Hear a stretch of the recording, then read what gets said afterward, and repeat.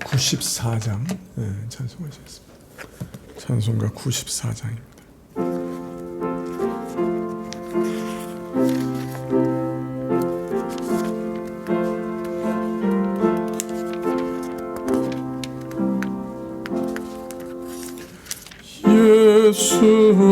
예수님은 누구신가?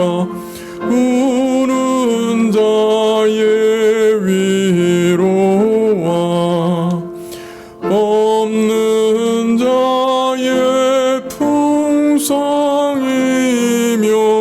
천한 자의 높음과 잡힌 자의 노임되고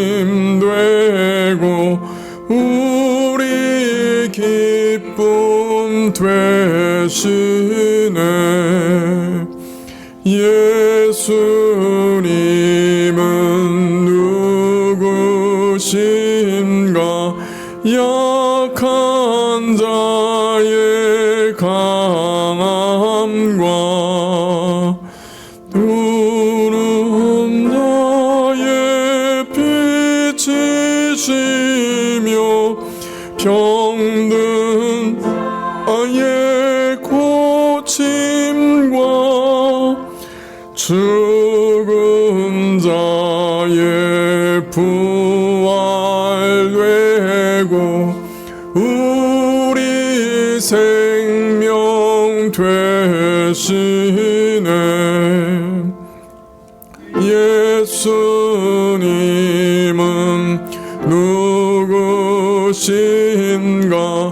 추한 자의 정함과 죽을 자의 생명이며 죄인들의 중보와 멸망자의 구원되고 우리 평화 되시네. 예수님은 누구신가? 온 교회의 머리와 만국인의 구주시며 모든 왕의 왕이요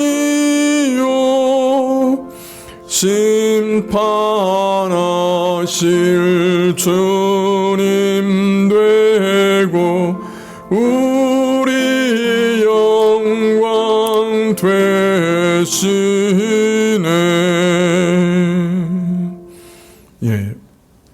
88장 찬송하셨습니다.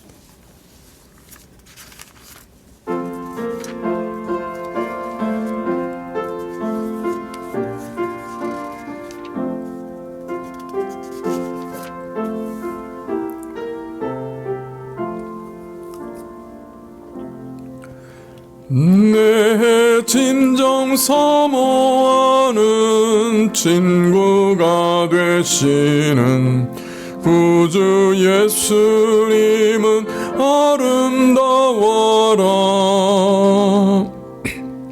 산 밑에 백합화요 빛나는 새벽별 주님 영원하신 최고시로다.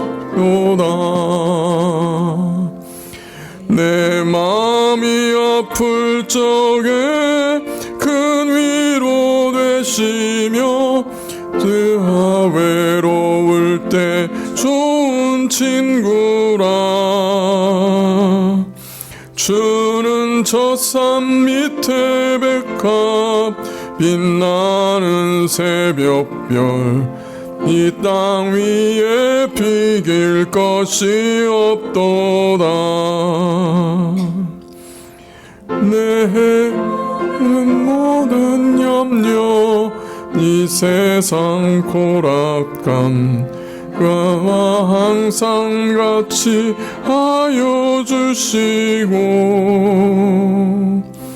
시험을 당할 때에 악마의 계교를 즉심을 잊히사 날 지키시네 온 세상 날 버려도 주 예수 안 버려 끝까지 나를 돌아보시니 주는 저 산 밑에 백합 빛나는 새벽별 이 땅 위에 비길 것이 없도다 내 맘을 다하여서 주님을 따르면 길이 길이 나를 사랑하리니 물불이 두렵지 않고 장검이 겁없네 주는 높은 산성 내 방패시라 내 영혼 먹이시는 그네 누리고 나 친히 주를 뵙기 원하네 주는 저 산 밑에 백합 빛나는 새벽별 이 땅 위에 비길 것이 없도다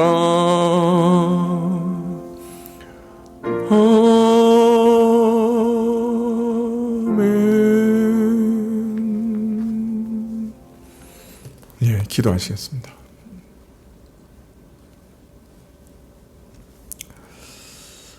아버지 하나님, 저희가 주중에 또 주님께 나와 예배드리게 해주셔서 감사합니다.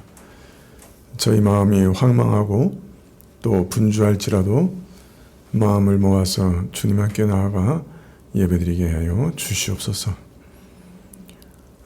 참 저희 인생의 여러 가지 많은 일들 속에서 참 하나님 앞에 궁금하고 또 왜 이런 일들이 우리에게 주어지는지 허락되는지 깨달을 수 없을 때가 많사옵니다.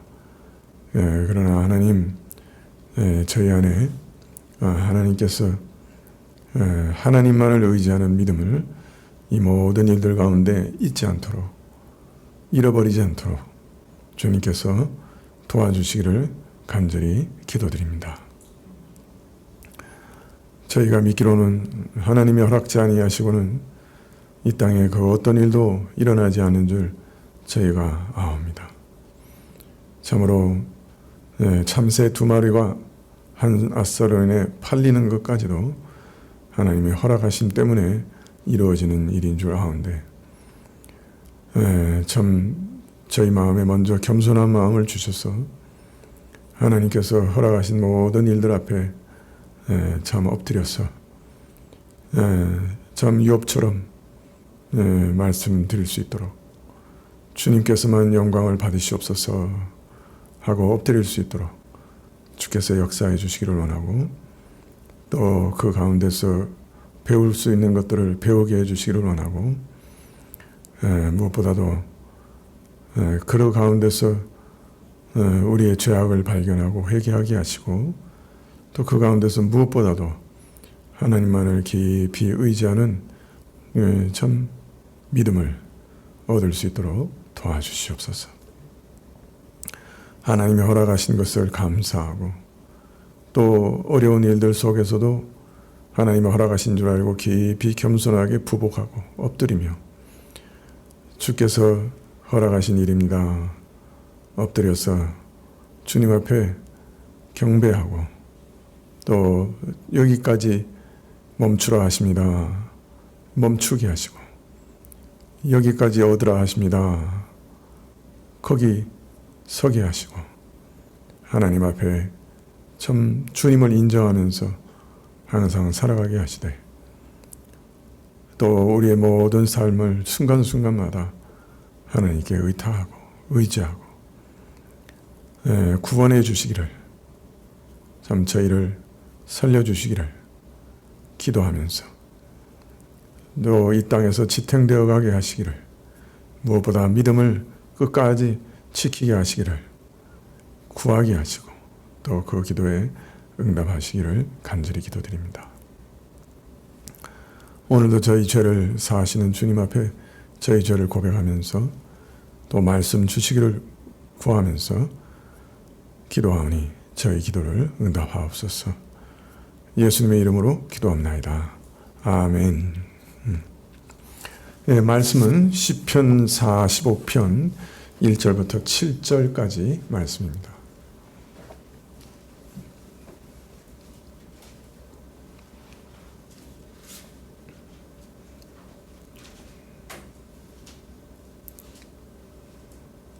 네, 시편 45편 1절부터 7절까지 구약 834쪽인데요. 네, 시편 45편 1절부터 7절까지 한 절씩 교독하시죠.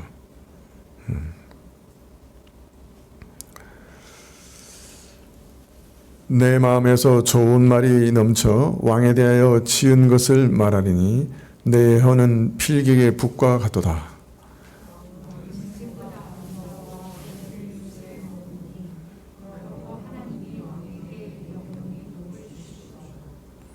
능한 자여 칼을 허리에 차고 왕의 영화와 위엄을 입으소서.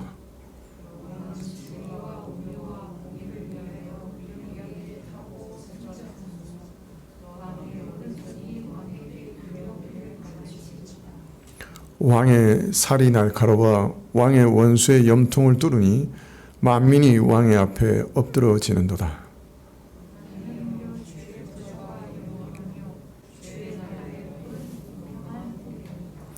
왕이 정의를 사랑하고 악을 미워하시니 그러므로 하나님 곧 왕의 하나님이 즐거움의 기름으로 왕에게 부어 왕의 동류보다 승하게 하셨나이다. 네, 오늘 읽은 시편 45편은 그냥 휙 읽으면 참 세속적인 어떤 그런 말들, 그런 냄새, 그런 것들이 풍겨 나오는 그런 시편으로 보입니다.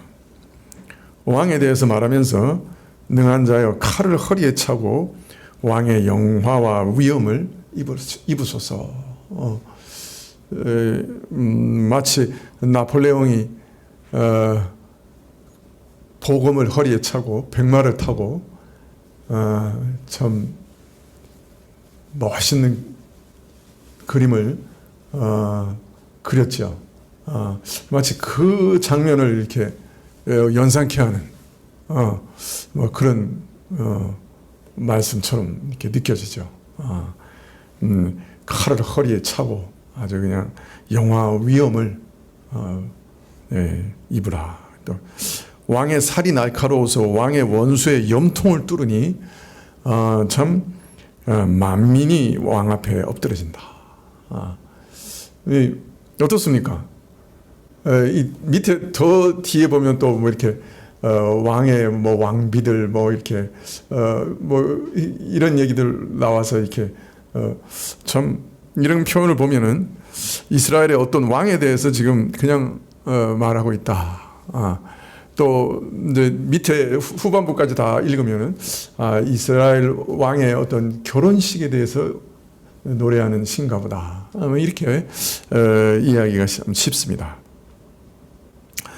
그러나 좀 주의 깊게 살펴보면 오늘 시편 45편에서 말하는 이 왕이 보통 인물은 아니다.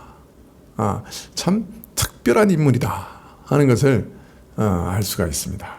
그래서 오늘은 1절부터 7절까지 보면서 이 시편 45편에서 말하는 이 왕이 도대체 누구신가 하는 것을 좀 살펴보려고 합니다. 원래는 그 열왕기를 읽어야 되는데 제가 이제 곧 설교할 본문들이라 오늘 이제 시편을 좀 읽으려고 합니다. 먼저 1절에 보면 내 마음에서 좋은 말이 넘쳐 왕에 대하여 지은 것을 말하느니 내 혀는 필기의 북과 같도다.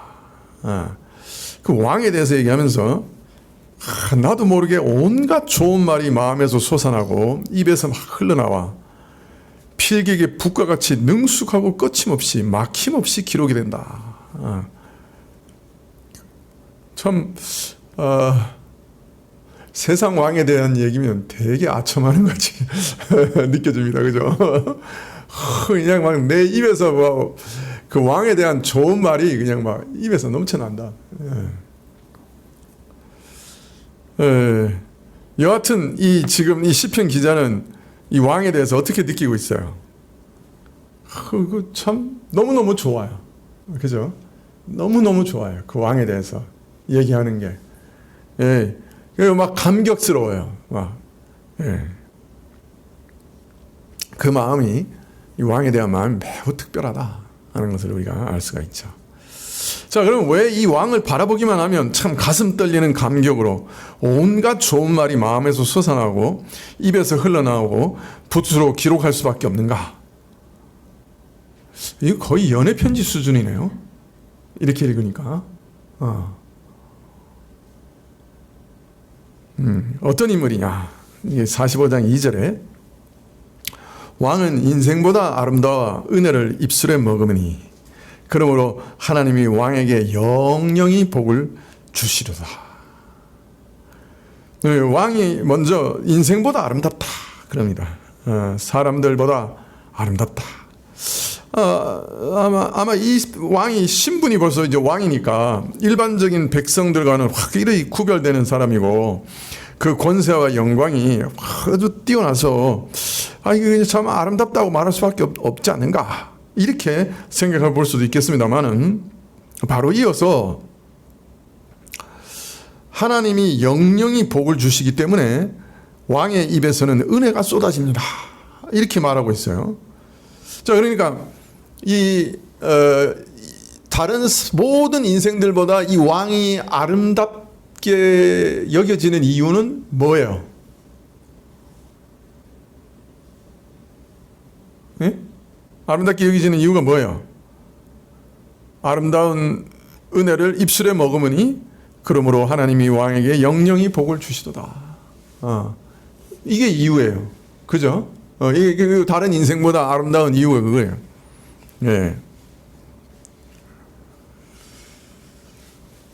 하나님의 축복으로 말미암아 이 왕은 다른 인생들보다 아름다워요.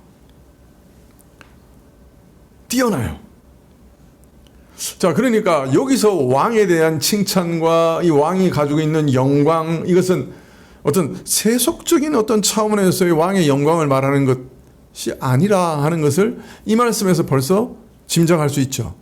아름답다고 칭찬을 그렇게 해놓고 칭찬한 이유가 하나님이 영영이 정말 복을 주시기 때문에 그의 입에서 참 은총이, 은혜가 쏟아진다. 영영이 복을 주시기 때문에 은혜가 쏟아진다. 이게 다른 인생보다 뛰어난 이유다. 그렇게 말하고 있는 거예요. 그렇기 때문에 벌써 2절에서 이 왕이 그냥 우리가 일반적으로 늘 보게 되는 세속의 왕이 아니다 하는 것을 금방 짐작할 수가 있습니다.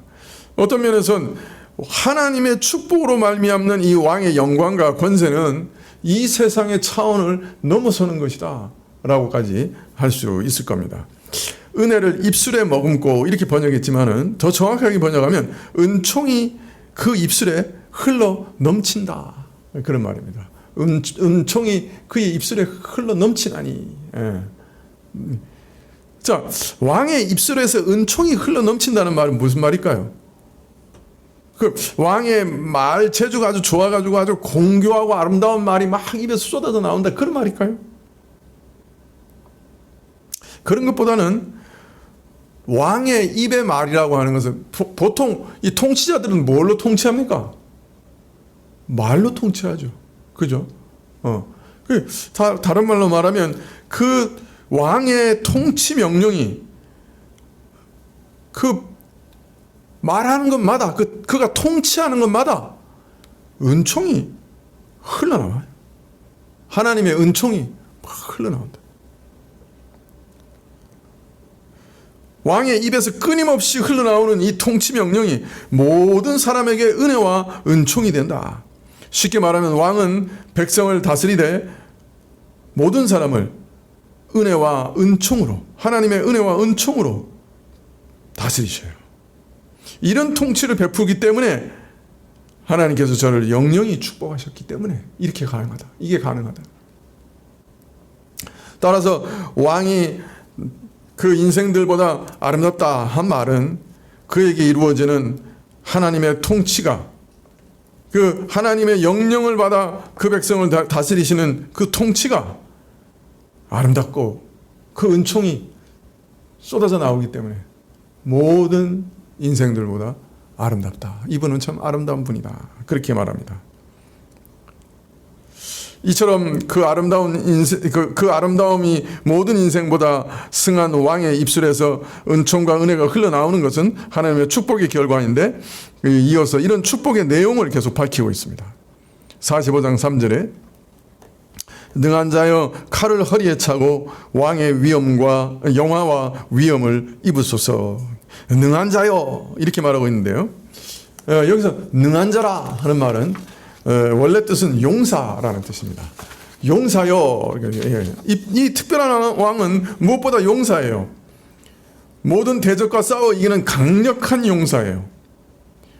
혹시 왕됨을 부인하는 자들이나 그의 백성을 위협하는 악한 세력들이 있다면 이 용사인 왕 앞에서 다 그죠? 무너질 수밖에 없는 거죠. 그들을 다 굴복시키는 거예요.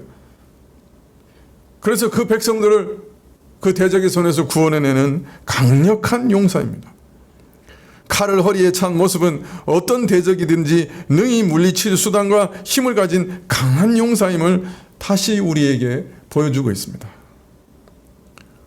이런 권능과 함께 영화와 위엄을 갖춘 것을 두고 왕의 영화와 위엄을 입으소서라고 말하고 있습니다. 4절에 왕은 진리와 온유와 공의를 위하여 위엄 있게 타고 승전하소서. 왕의 오른손이 왕에게 두려운 일을 가르치리이다. 여기 보면 지금 말하는 왕, 그 시편 45편에서 말하고 있는 왕과 그 통치가 매우 특별해요. 우리가 지금 칼을 차고 막 그죠?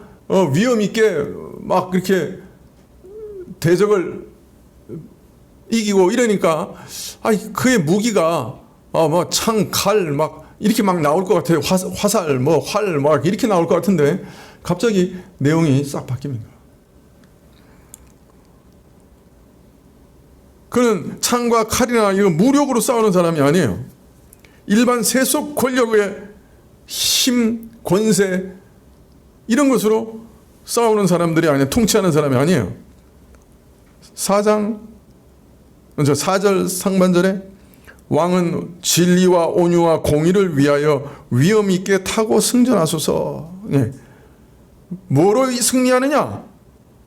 위엄을 떨치되 진리의 말씀과 온유, 겸손과 공의, 의를 말과 병고로 삼아 타고서 승리하소서, 승전하소서 그렇게 얘기하고 있어요. 아주 비유적인데 그죠? 무엇을 말처럼 타라는 거예요. 전쟁을 뭐 말 타고 또 전차를 타잖아요. 그죠? 옛날 전쟁에서. 그런데 뭘 말처럼 타라는 거예요? 진리의 말씀, 겸손, 의 이런 것을 말처럼 타라는 거예요. 그것이 전쟁 무기예요.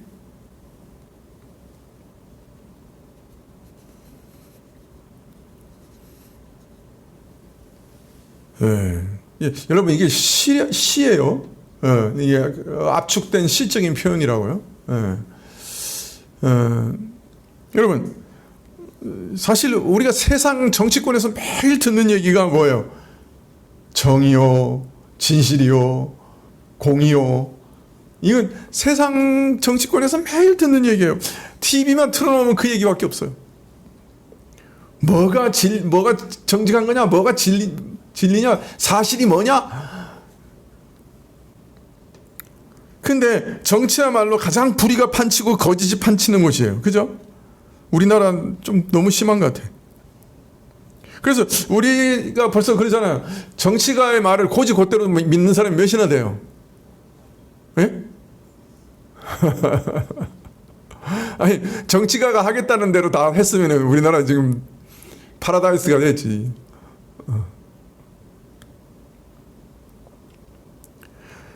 저들이 말하는 공의나 정의나 진실은 다 구호에 지나지 않아요.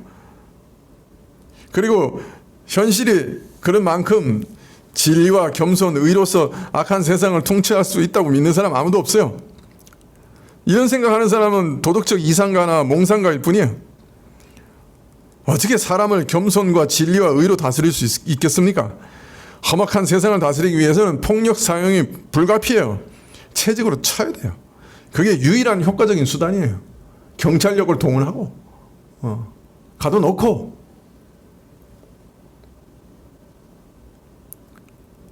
말 안 듣는 사람은 때려야죠. 다들 그렇게 말하래요. 따라서 진리니 온유니 공이라고 하는 것은 약자의 넋두리일 뿐이에요. 현실적으로는 전혀 힘을 쓰지 못하는, 어떤 면에서는 비현실적인 방도예요.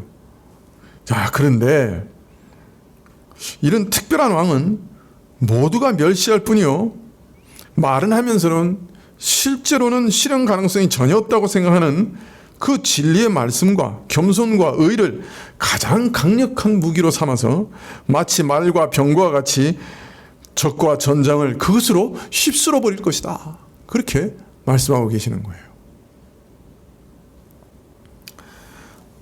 4장 4절 하반절에 왕의 오른손이 왕에게 두려운 일을 가르치리이다.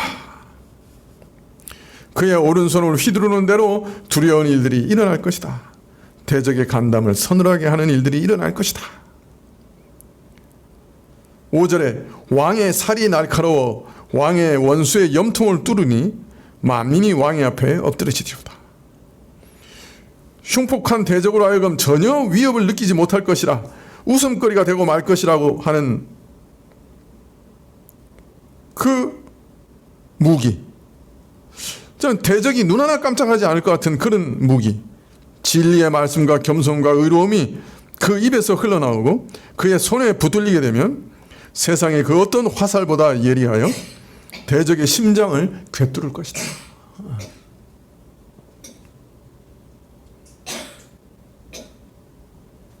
교회에는 어떤 사람이 오는 거예요?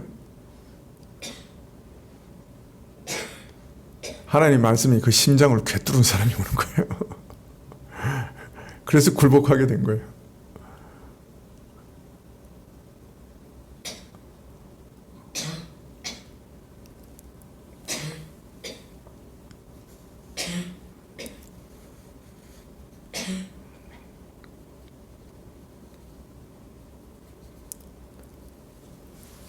그의 말씀의 화살이 대적의 심장을 꿰뚫으면 만민이 그 앞에 굴복하게 된다. 시편 기자가 왜 그렇게 온갖 좋은 말이 마음속에서 솟아나고 입으로 흘러나와서 참 붓으로 기록할 수밖에 없다. 왜 그렇게 했느냐? 그 어떤 왕이기 때문에 그런가? 그의 통치가 은총이 넘쳐나는 은혜의 통치요, 용사로 돼 어떤 대적의 손아귀 위에서도 자기 백성을 구하여 내실 수 있는 강력한 용사 시대에 세상이 흔히 사용하는 무력을 사용하는 용사가 아니라 오히려 세상의 권력이 비웃고 무시하는 진리의 말씀과 온유와 겸손과 의로움으로 그 강한 대적의 세력을 무력하게 하는 용사요 왕이시기 때문에 그 왕을 생각만 해도 온갖 좋은 말이 마음에서부터 쏟아져 나온다. 그렇게 말씀합니다. 자, 이어서 시편 기자는 진리와 겸손과 의로서 싸워 이기며 열국을 굴복케 하시는 이 강력한 왕의 진정한 신분이 무엇인지, 그가 참으로 누구신지에 대해서 말하고 있습니다. 6절에 하나님이여 주의 보좌가 영영하며 주의 나라의 홀은 공평한 홀이니이다. 왕이 정의를 사랑하고 악을 미워하시니 그러므로 하나님 곧 왕의 하나님이 즐거움의 기름으로 왕에게 부어 왕의 동류보다 승하게 하셨나이다.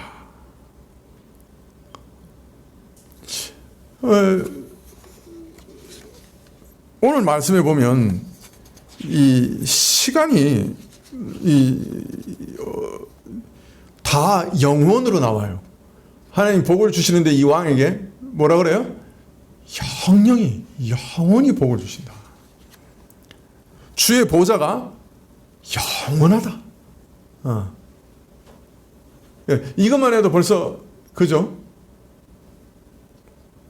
이 시간이라고 하는 게 굉장히 그냥 영원 이렇게 나오니까 이 정말 심상치가 않은 거죠. 자, 그런데 시편 기자는 왕의 통치에서 얘기하다가 갑자기 하나님의 보좌에 대해서 얘기하는 것 같아요. 그리고 나서 다시 왕에 대해서 얘기해요. 그러니까 왜 갑자기 하나님 보좌에 대해서 얘기를 하죠?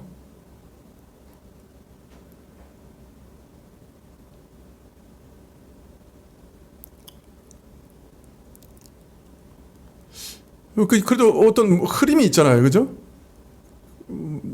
글의 흐름이 있는데, 그죠? 왕에 대해서 쭉 얘기하고, 왕에 대해서 참 찬미하고, 왕에 대해서 그냥 감미로운 말을 계속 하는데, 갑자기 하나님이여 주의 보좌가, 그리고 하나님에 대한 얘기가 나와요. 그리고 나서 다시 왕이 정의를 사랑하고 해서 또 왕에 대해서 얘기해요. 이 하나님의 보좌에 대한 얘기는 갑자기 너무 이렇게 엉뚱한, 좀 말이 좀 이상하지만은 갑자기 튀어나온, 그죠? 뭔가 부자연스러운 그런 말처럼 들려요. 그렇지 않아요? 제가 그렇다고 그러니까 동의해 주시는 건가요?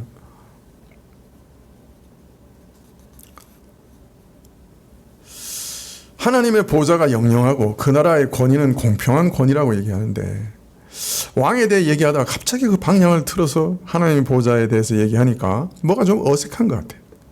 물론 하나님의 보좌가, 그 권세가 공평한 권세니까 하나님께서 정의를 사랑하고 악을 미워하는 왕에게 기름을 부었다, 이렇게 이해할 수 있을 거예요. 자, 그런데 성령께서 이 말씀을 가지고 히브리서에서 좀 다르게 이해하고 계신 것 같아요. 다른 이해를 보이시는 것 같아요. 히브리서에서 이 말씀을 인용할 때는 좀 다른 이해를 하고 계신 것 같아요. 히브리서 1장 7절부터 9절에 보면, 한번 찾아볼까요?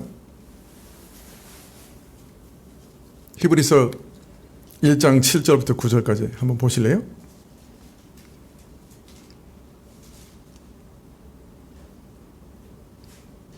찾으셨어요? 네. 히브리서 1장 7절부터 9절까지 함께 읽어볼까요? 시작. 또 천사들에 관하여는 그는 그의 천사들을 바람으로 그의 사역자들을 불꽃으로 삼으시느니라 하였으되, 아들에 관하여는 하나님이여 주의 보좌가 영영하며 주의 나라의 홀은 공평한 홀이니이다.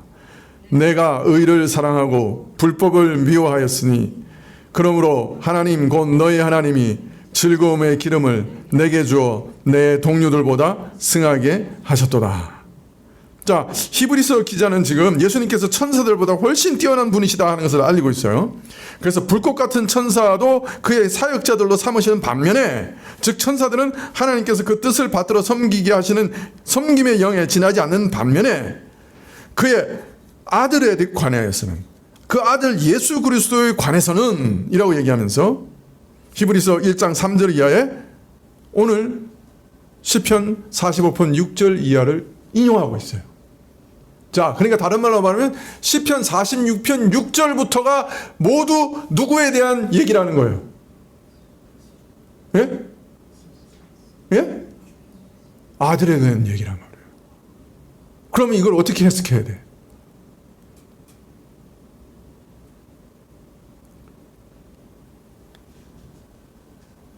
하나님이여 할 때 누구를 부른 거야?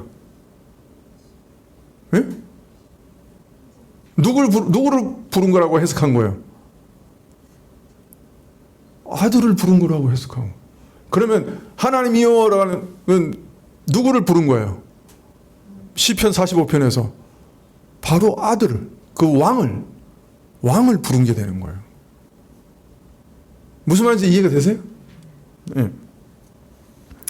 지금 히브리서 기자는요, 예수님께서 천사보다 얼마나 높은가 하는 걸 얘기하는데, 먼저 시편 45편 6절과 7절을 인용한 다음에 10절 이하에서는 예수님은 다른 시편들을 인용해서 예수님은 땅과 하늘을 지으신 창조주시고 땅과 하늘은 멸망할 것이고 없어질 것이지만은 오직 그리스도는 영원히 존재하실 것이고 피조물들은 변할 것이지만은 주는 여전하여 그 연대가 다함이 없으리라, 영영하리라고 말하고 있어요. 하나님이시기 때문에, 그죠? 하늘과 땅의 모든 피조물을 만드신 분이고 하늘과 땅의 모든 피조물이 없어져도 예수님은 영원히 존재하시고 그의 연대는 영영이 계속될 거다. 그렇게 말하고 있어요. 그런데 시편 45편 6절과 7절을 인용하면서 그가 하나님이시다라고 먼저 얘기하고, 그래서 그가 모든 피조물을 만드셨다고 얘기하고, 그 문맥이 그렇게 이어져 가는 거예요. 아들에 관해서는 이라고 얘기해요. 아들에 관해서라고 얘기하면서 이 구절을 인용하고 있어요. 그러니까 하나님 하고 불렀을 때 누구를 부른 거라고요? 앞에 왕을 부른 거예요. 하나님의 아들을 부른 거예요. 이 말씀을 읽으면서 그걸 이해할 수 있을까요? 그렇게 이해할 수 있을까요? 시편 45편을 읽으면서 이렇게 이해할 수 있을까요?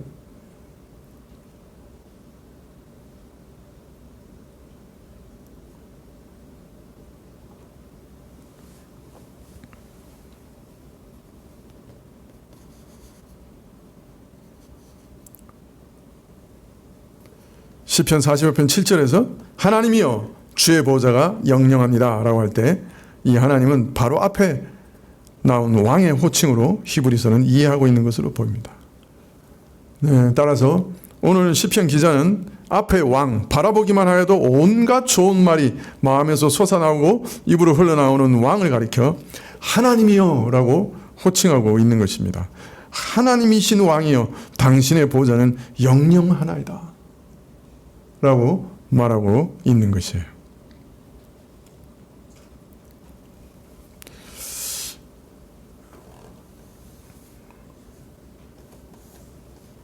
종종 구약에서는 모세 같은 경우도 너는 바로 앞에서 하나님이 된다 이렇게도 얘기하셔요.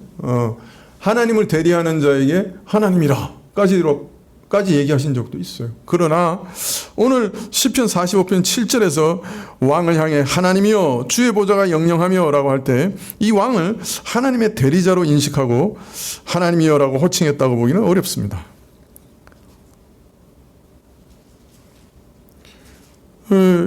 그냥 이스라엘 왕 하는 그 직분 자체가 하나님을 대리해서 통치하는 자니까 그냥 이스라엘 왕이라고 하면 다 돼요. 하나님의 대리자라고 하는 뜻은.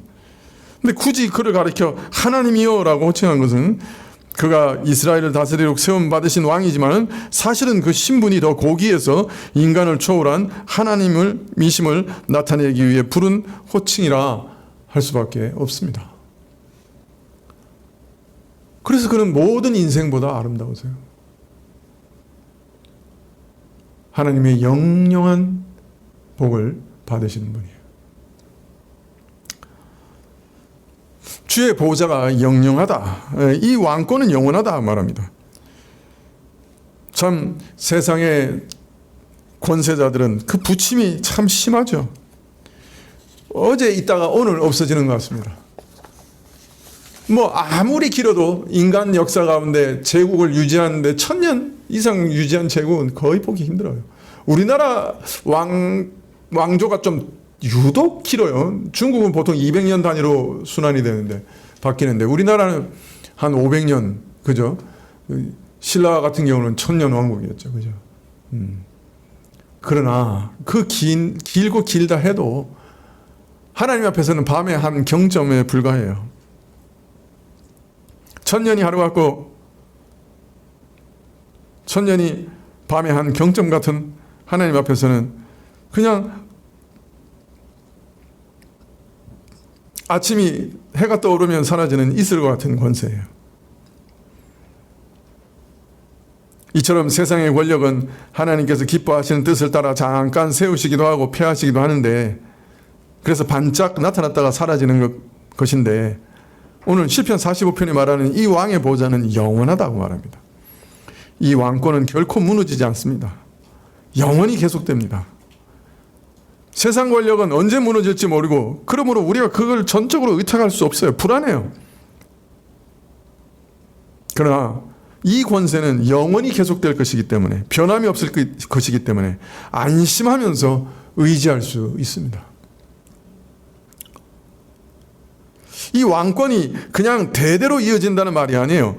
이 왕이 영원한 권세를 가지신다. 죽지 않고 영원히 살아서 다스린다. 영원한 왕이라. 그래서 베드로가 사도행전에 예수님을 가리켜 영원한 왕이라 그렇게 말씀하셨죠. 주의 나라의 홀은 공평한 홀이라. 그의 통치가 공평에 기초한 통치라. 어그러지거나 뒤틀리거나 꼬여서 꼬이는 그런 통치가 아니에요.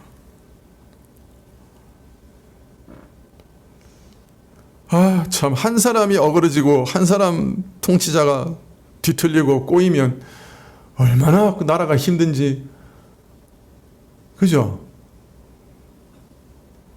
더 이상 말을 안 하겠습니다. 우리가 잘 알죠? 이 통치자의 중요성을. 근데 그 통치가 참 공평해요. 어그러진 게 없어요. 꼬인 게 없어요. 뒤틀린 게 없어요. 참. 자, 그런데 이 왕의 통치가 공평한 통치일 수밖에 없는 것은 6절 하반절에 왕 자신이 의로움을 사랑하고 악을 미워하기 때문이라. 세상의 왕들은 사실 하나님을 안중에 안 두죠. 뭐 신을 섬긴다 해도 왕치고 정말 겸손하게 하나님을 믿고 섬기는 왕은 정말 찾아보기 힘들어요. 종교를 뭐 기독교를 가지고 있다 해도 하나님 안중에 안 두죠. 왕들은 제 뜻대로 다 하려고 그러죠. 제 뜻대로 하니까 다 악을 행하죠. 그런데 이 왕은 그렇지 않습니다. 오직 경건하여 하나님의 뜻을 사랑하고 의로움을 사랑하고 악을 미워하는 왕이에요. 그래서 7절에 바로 그렇기 때문에 그의 의로움을 사랑하고 악을 미워하기 때문에 하나님께서 그를 즐거움의 기름으로 부어 왕으로 세우셨다. 참, 하나님께서 기름 부어 세우시되 기쁨과 즐거움의 기름으로 세우셨다. 여러분, 다윗을 가르쳐 하나님 뭐라 하셨어요? 내 마음에 합한 왕이다. 그가 나의 뜻을 다 이루리라. 아주 기뻐하셨죠. 그죠? 다윗을 향해서.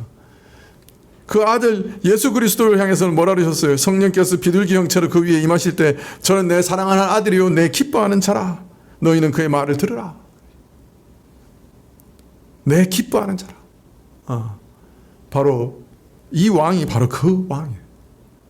그래서 그죠? 즐거움의 기름, 기쁨의 기름으로 부으셨다. 그래서 왕으로 세우셨다. 자, 그런데 단순한 통치자로 세운 게 아니고 세상에 널려있는 그런 왕들 중에 하나로 세운 것이 아니라 독특한 통치자로 세우셨음을 알리되 7절 하반절에 왕의 동류보다 승하게 하셨나이다. 그렇게 말합니다. 왕의 동류라고 그랬으니까 누구보다 승하게 했다고요? 왕의 동류보다, 그러니까 왕들보다 라고 이해할 수 있겠죠. 모든 나라와 민족, 그 위에 세워진 통치자들, 모든 왕들, 소위 이 땅에서 지도자로 왕이라고 호칭되는 모든 자들 위에 뛰어나게 하셨습니다. 또 더 나아가서는 지금까지 하나님의 백성 이스라엘을 다스리도록 세워진 이스라엘의 모든 대리 통치자, 모든 왕들을 뜻할 수도 있겠죠. 이렇게 본다면 지금 시편 45편에서 말하는 이 왕은 방금 말한 이 모든 왕들보다 뛰어난 지위, 그들과는 차원이 달리 확연히 구별되는 독특한 통치자로 지금 세워진 특별한 인물이라 하는 것을 알 수가 있습니다. 세상의 모든 정사와 권세 위에 뛰어나며 또 지금까지 그리스도의 그림자로 이스라엘을 다스려오는 모든 왕들보다 뛰어난 왕으로서, 그림자로서 멀리 가르쳐 증거한 진정한 왕으로서, 참된 왕으로서, 왕중왕으로서 세워진 것을 말씀한다, 이해할 수 있겠죠. 자, 그런데 오늘 히브리서에는 여기서 말하는 동료의 범위가 더 넓어요. 그죠? 그래서 히브리서 1장 7절에 또 천사들에 관하여는 그 천사들을 그의 사역자들로 삼으신 반면에 아들에 관하여는 이라고 말한 다음에 아들은 하나님이시라고 말씀하고, 그러면서 내 동료들보다 승하게 하셨다 하는 말을 인용하고 있어요. 자, 그러니까 여기서 동료는 누구를 말하는 거예요? 네? 천사들까지 포함하고 있는 거죠. 하늘의 정사, 고귀한 천사들보다 뛰어난 권세를 가지신 분, 신령한 하늘 영역에서 거룩한 하나님을 모시는 천사들과 천사장들의 권세들도 보다 뛰어나신 분, 모든 영적 존재들보다 더 뛰어난 독특한 권세를 가지신 분이라고 히브리서는 말하고 있어요. 이 말씀을 인용해서 이분을 하나님이라고 인정하고, 그래서 그 모든 동료들보다 뛰어나신 분이라 이해하면서 모든 영적 존재들보다, 모든 천사들보다도 더 뛰어나신 분이시다, 그렇게 이해하고 있는 것이죠. 자, 우리가 시편 45편을 이렇게 이해한다고 하면 여기 또 우리는 삼위일체 하나님의 신비를 발견하게 되죠. 이 왕을 가리켜 하나님이요 라고 부르고, 또 하나님을 가리켜 왕의 하나님이라 이렇게 부르고, 그래서 하나님도 하나님이라고 부르고 왕도 하나님이라고 부르고, 그래서 여기 말씀하시는 왕의 신분이 사람의 차원을 넘어 신적인 신분이요 삼위일체 하나님의 제2위시다 하는 것을 암시하고 있는 것이라고 할 수 있겠죠. 이런 말씀이 또 구약에 있죠. 예수님께서 바리새인들에게, 서기관들에게 물어보셨죠. 메시아가 누구 자손이냐? 예, 다윗의 자손입니다. 그랬더니 시편 110편을 인용하시면서, 그런데 왜 다윗이 자기 자손으로 오는 메시아를 향해서 내 주라고 말했느냐? 그죠? 내 주가 내 주께 말씀하시기를, 이게 하나님이 내 하나님께 말씀하시기를, 그럼 다윗이 똑같이 두 분을 주라고 부르는데, 그러면 아예 태어나지도 않은 그를, 그 자손인 메시아를 왜 주라고 불렀느냐? 예수님 하시니 서기관들이 단 한마디도 대답을 못했죠. 그때부터 예수님께 질문하기도 두려워했다. 예수님이 무슨 질문하실 줄 모르니까. 같은 거죠. 그죠? 내 주께서 내 주께 말씀하시기를, 너는 내 원수들 다 정복하기까지, 내 원수로 내 발등상 되기까지 내 우편에 앉으라. 근데 여기서도 하나님이여 라고 말씀하시고, 그죠?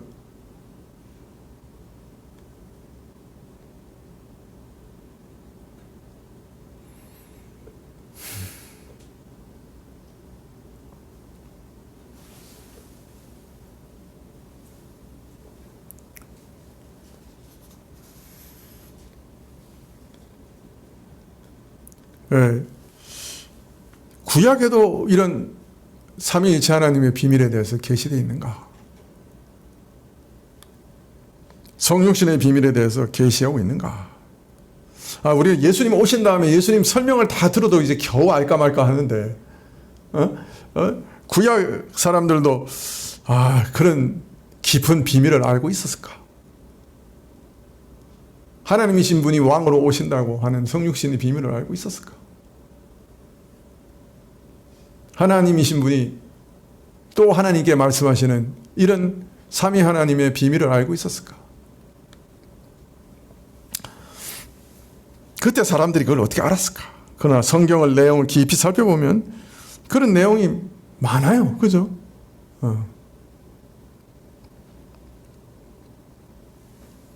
여기 또 그 말씀을 하고 계시는 거예요. 하나님이라고 불리우시는 분이 동시에 하나님이 왕으로 세우시는 분이시기도 하시다.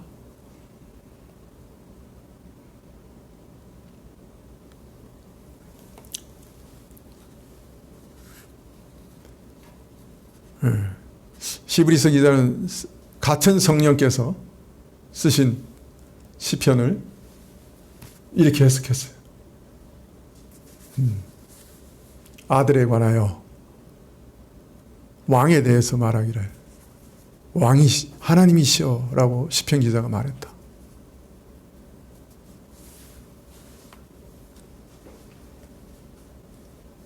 왕에 대해서, 아들에 대해서 말하기를 하나님이시여.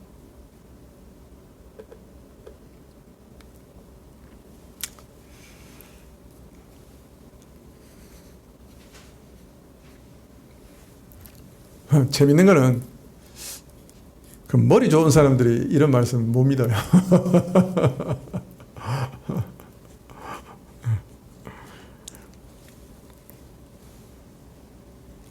이거 읽어도 엉뚱한 소리예요.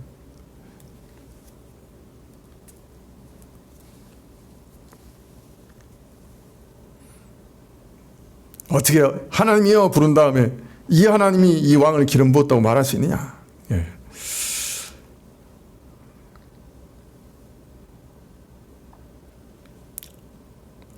이상해요, 참. 공부 많이 했고 머리 좋은 사람들이 더 믿지를 못해요.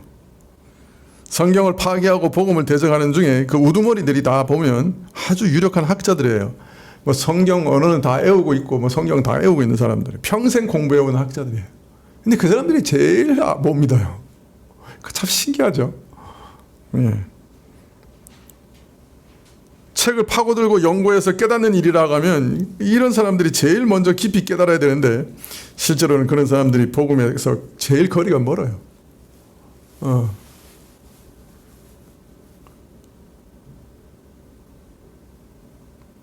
성경은 분명하게 아들에 대해서는 이라고 분명히 얘기하고 있는데 믿지를 못해요.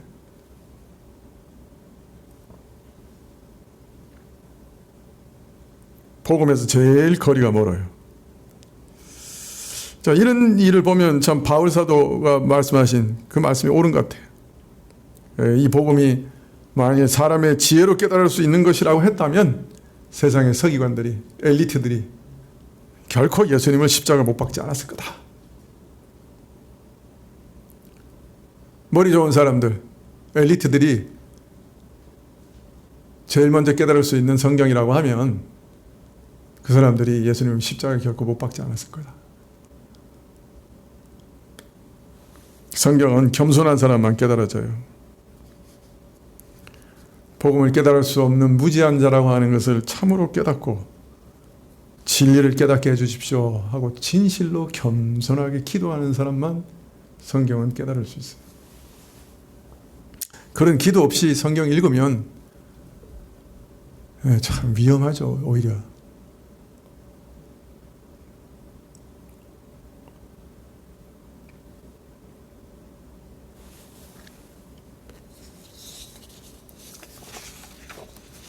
네, 시편 45편은 휙 그냥 읽으면 그냥 어떤 왕에 대해서 또 그 왕의 혼인잔치에 대해서 노래하는가 보다. 그냥 그렇게 읽을 수 있지만은 그러나 조금만 주의 깊게 읽어보면 이 안에 아주 깊은 비밀이 숨어 있다 하는 것을 발견할 수가 있습니다.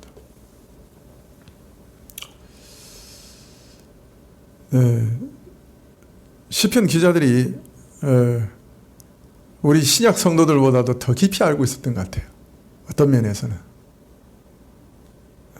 오실 메시아가 누구신지, 그가 오셔서 어떤 일을 하실 건지, 그가 세계를 어떤 방식으로 정복하실 건지,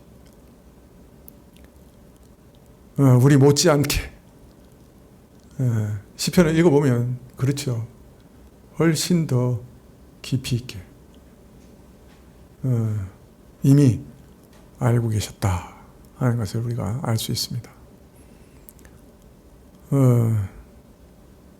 하나님께서 동일한 성령께서 구약에도 성도들에게 필요한 모든 참된 진리를 가르치셨고, 또 그 진리 안에서 구원을 얻게 하셨지요. 진리의 말씀을 가지고 그 심장을 꿰뚫어서 주께 굴복하게 하셨지요. 오늘날에도 그러한 은혜를 우리 자신에게도 주시기를 늘 기도하십시다. 설교 말씀이 어때요? 똑같은 말씀 하잖아요. 조금 지나면 처음에는 목사님 참 대단한 말씀 하셔. 좋은 말씀. 1, 2년만 지나보세요. 똑같은 말씀. 똑같은 말씀. 맨날 좋은 거 이제. 똑같은 말씀. 그러나 기도하면서 참 내가 가난한 자로서 주께서 복음을 내 마음에 심으시고 그 복음이 나를 살리지 않으면 내가 살 수 없습니다. 내게는 다른 기쁨이 찾아올 것이고 세상 기쁨이 나를 점령할 것이고 주님으로부터 멀리 멀리 떨어져서 세상 재미 가운데 살다가 비참하게 죽을 겁니다. 나를 살려주십시오. 복음이 내 영혼을 일깨우게 해주십시오. 복음이 내 소망이 되게 해주시고 복음이 다시금 내 심장을 꿰뚫게 해주시고 그 말씀이 정말 내게 기쁨이 되게 해주십시오. 그렇게 기도하지 않으면 복음의 맛을 금방 잃어버립니다.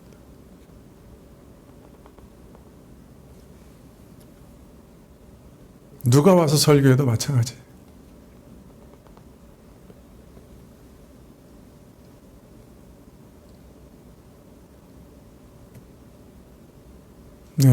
우리가 하나님께 나가서 겸손하게 기도하면서 이 왕이 주시는 말씀이 내 심장을 꿰뚫게 해주십시오. 그렇게 기도하면서 말씀을 살펴나가는 우리가 되었으면 참으로 좋겠습니다. 기도하시겠습니다.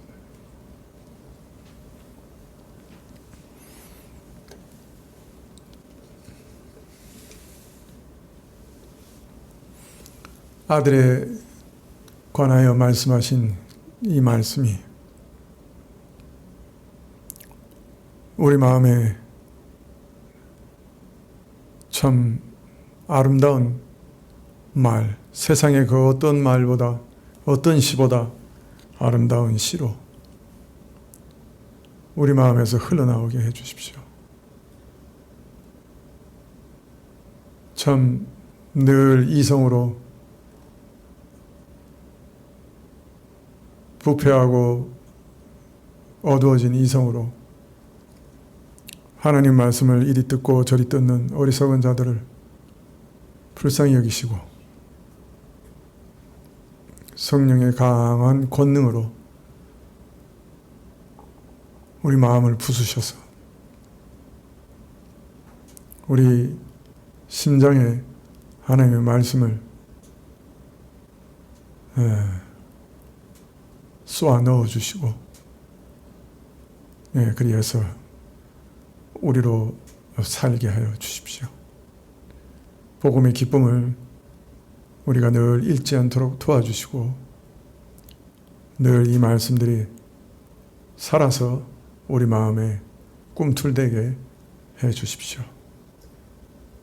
주께 모든 것을 부탁드리고 예수님의 이름으로 기도합나이다. 아멘. 하늘에 계신 우리 아버지시여, 이름이 거룩히 여김을 받으시오며 나라에 임하옵시며 뜻이 하늘에서 이룬 것 같이 땅에서도 이루어지이다.